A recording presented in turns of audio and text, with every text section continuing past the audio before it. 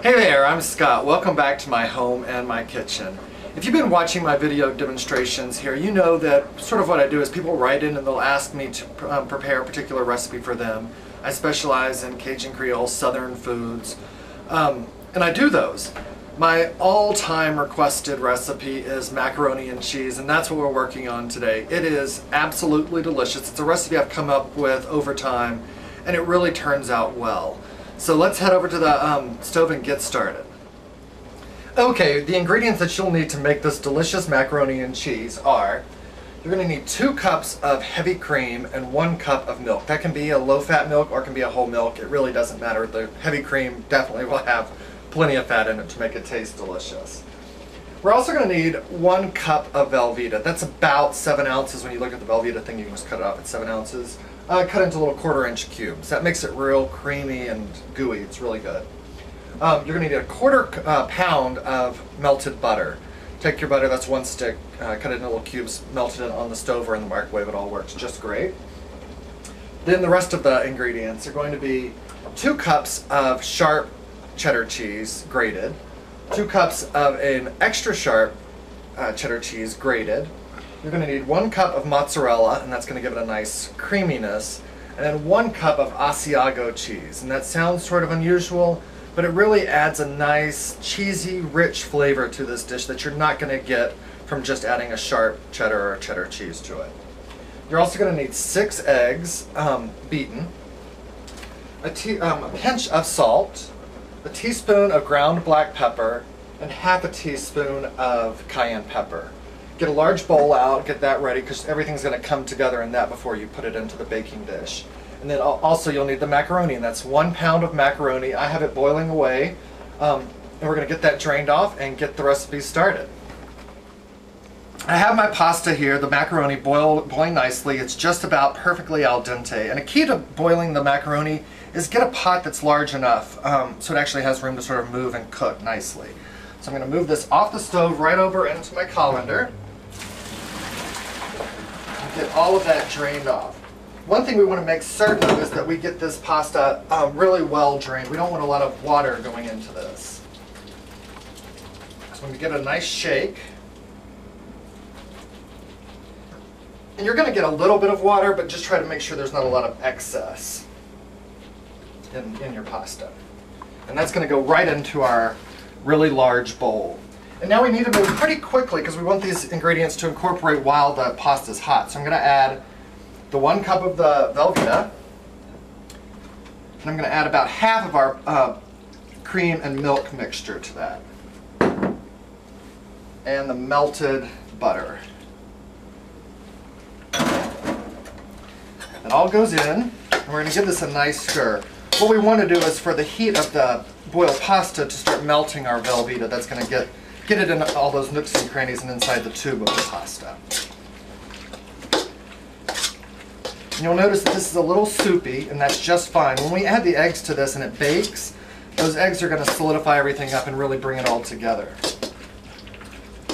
Okay, so I'm going to stir this a little bit until everything gets nice and creamy.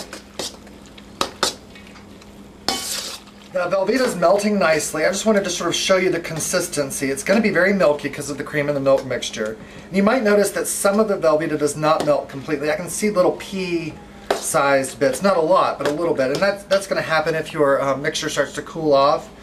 The cheese is not going to completely melt, and that's really just going to be just fine. I have my 6 beaten eggs. That's going to go right into the mixture. And then all of our cheeses, the 2 sharp cheeses, the mozzarella, and the Asiago cheese are all going to go right in. And I find that it's good to have a rubber scraper on hand just to get all those cheese out, because you won't leave any flavor.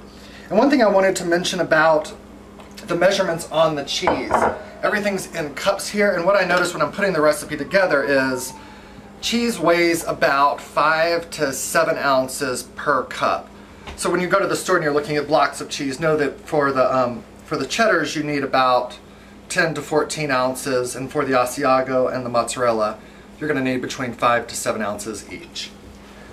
So I have all that added. I'm going to add our pinch of salt. Don't over salt this. The Asiago and the other cheeses have plenty of salt in them, so you don't want this too salty. I'm I'm going to add the teaspoon of the black pepper and the half teaspoon of the cayenne. And just get all this turned around nicely until it's well combined. Alright, we got all the cheese and the eggs and the spices all combined nicely. I'm going to add the rest of this cream and milk mixture, making the total of the 3 cups, and just stir that right in. Now it's nicely combined, we're going to pour this into our baking dish. Our pasta, the egg, and the cheeses are all nicely combined. And I have a nice sized baking dish here, well buttered or sprayed with a non-stick cooking spray. We're just going to get our macaroni mixture right into there. And I have my oven preheated to 325 degrees. And this is going to bake for about 45 minutes to 1 hour. And that really depends on the temperature of your oven and how quickly it starts to brown. So after about 45 minutes, definitely start keeping an eye on it. So we have our macaroni all into the dish. Spread that out into a nice even layer. And if you like, halfway through the baking process at about 30 minutes, take a handful of shredded cheddar cheese and sprinkle that over the top and let it finish baking, and it puts a nice cheese crust on it. So I'm going to get this in the oven, let it bake about 45 minutes, and we'll get it out and be ready to serve. Alright, this is looking really good. It was in the oven for just about an hour. The last 5 minutes I actually turned the broiler on to get it a nice sort of just toasted look across the top. And halfway through the cooking process I did add about a handful of extra cheese just on the top to give it that nice cheesy crust that everyone loves.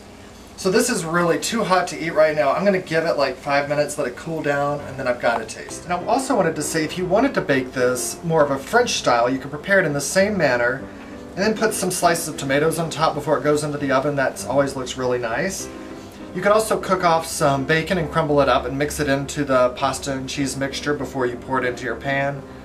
Or also, one thing I love to do is take some sausage, crumble sausage, loose sausage, cook that off, brown it well, mix that into the macaroni and cheese mixture, pour it into your baking dish and bake it as I did. It's all delicious, and this is a good recipe kind of as a jumping off place for your own creativity. So you know, I've waited long enough and I really do have to give this a taste. Macaroni and cheese is one of my absolute favorite dishes. And this is such a good recipe, and I really do hope that you'll try it. So let's go over here and give it a taste. Okay, this is absolutely one of my favorite dishes.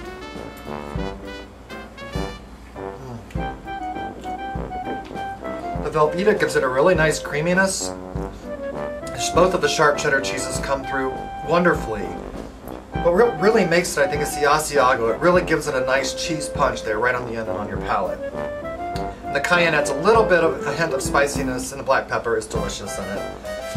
I really, really hope you'll try this dish. It is absolutely delicious. It goes with anything, really. And it also goes great all by itself. And as always, thanks so much for watching, and please feel free to email me at scottindenver@msn.com should you want to make a comment on this recipe or ask me to prepare one for you. I'll be happy to. Alright, have a good day. Bye.